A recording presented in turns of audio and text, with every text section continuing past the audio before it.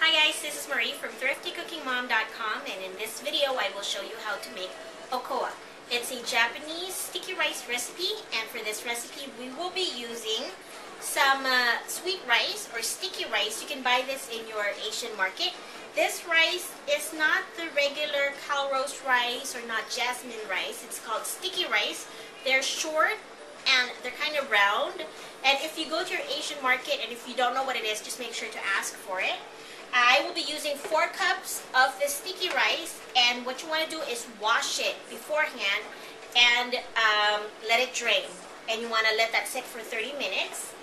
Also, we will be using some shrimp, which are peeled and just cut up into tiny pieces.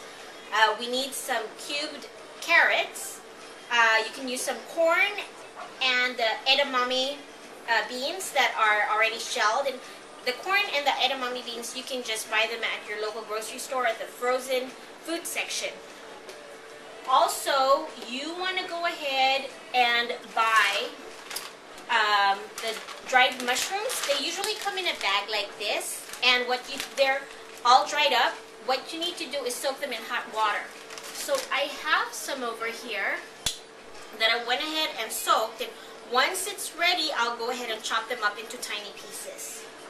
Okay, to season our Okowa, we're going to go ahead and use some soy sauce, some cooking sake. This is not the sake that you drink with your Japanese dinner. It's just for cooking, so you can buy this at your Asian market.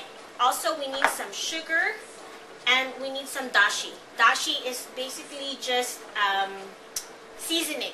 And again, you can buy this in your Asian market. Alright, I'm going to go ahead and get started, get my pot ready, and then I'll be back.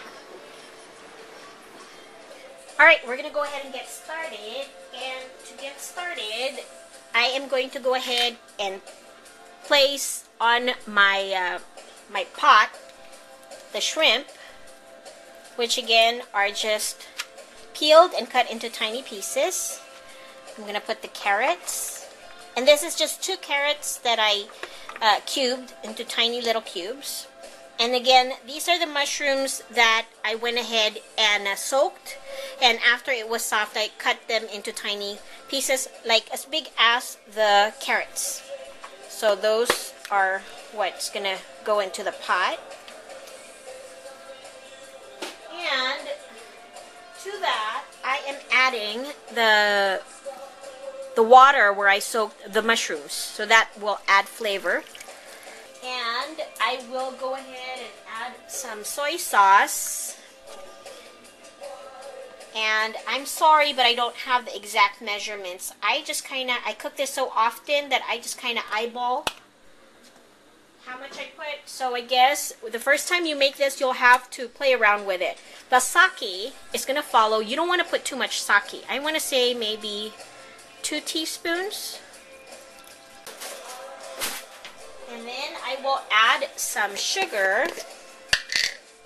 And I'm going to start off with 3 teaspoons. Because you can add more later. After it cooks, you can, add more if you think it needs a little bit more sugar or a little bit more dashi. And then this is gonna follow. This is dashi, which is basically some seasoning. I'm gonna put 3 also. And then we're just gonna go ahead and let this boil.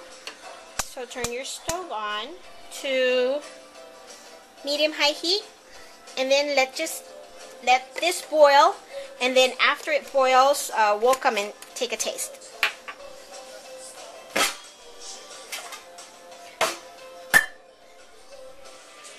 Alright, our pot is ready. I think it's boiling, so you can just go ahead and take a taste. I'm going to go ahead and take a taste now. Okay, to me the taste is perfect. I don't need to add any more sugar or dashi or soy sauce, so I'm going to go ahead and move this pot and replace it with a bigger pot. So, what you want to go ahead and do now is on your big pot, you want to add your sticky rice that was draining, and then let me move my camera over here to the side so you can see what I'm going to do next. Okie dokie. My pot where I have my shrimp and stuff boiling, I'm going to go ahead and drain this. Just be careful. Okay, you want to go ahead and drain, and then you want to add your ingredients to the pot. So, moving my camera again, I'm sorry, I'm kind of doing this by myself. So, there you go.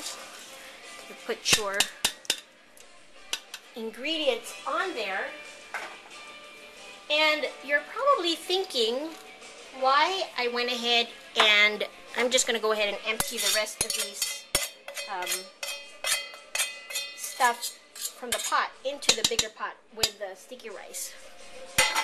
You're probably thinking, why the heck did I have to strain it? The reason why I'm doing that is because I am going to go ahead and measure my water or my liquid so that I can cook my sticky rice. I used 4 cups of sticky rice on here, so I want to go ahead and make sure that I have 4 cups of liquid to cook it also. So here you go. I'm using the same cup that I used to measure my sticky rice. And that's 1,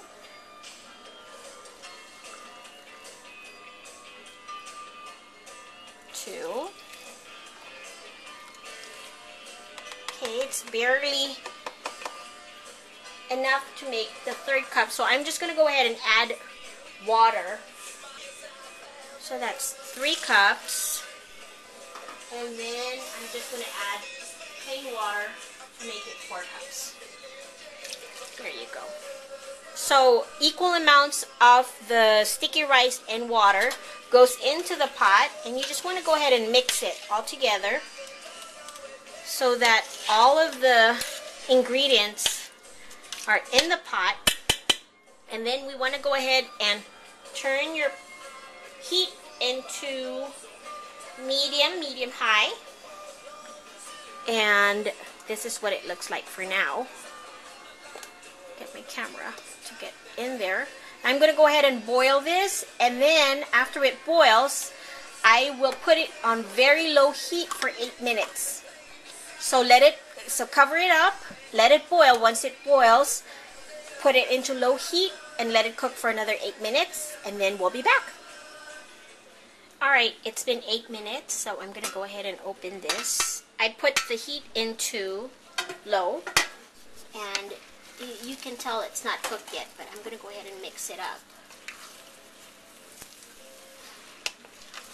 Okay, it's starting to stick on the bottom, so just make sure that your heat is on low so it does not get burnt. To this, I'm adding my corn and edamame.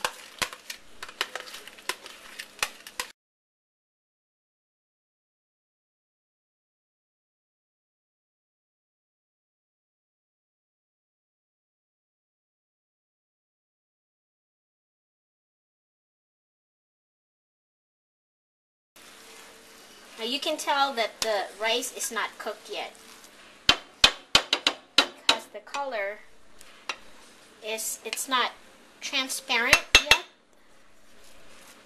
So I will continue to cook, cover it up, put it on low heat, and just check back in another 5 minutes. Alright, I think it's ready. This is what it looks like when it's done. It's sticky rice with the shrimp and the carrots and mushrooms, corn and edamame.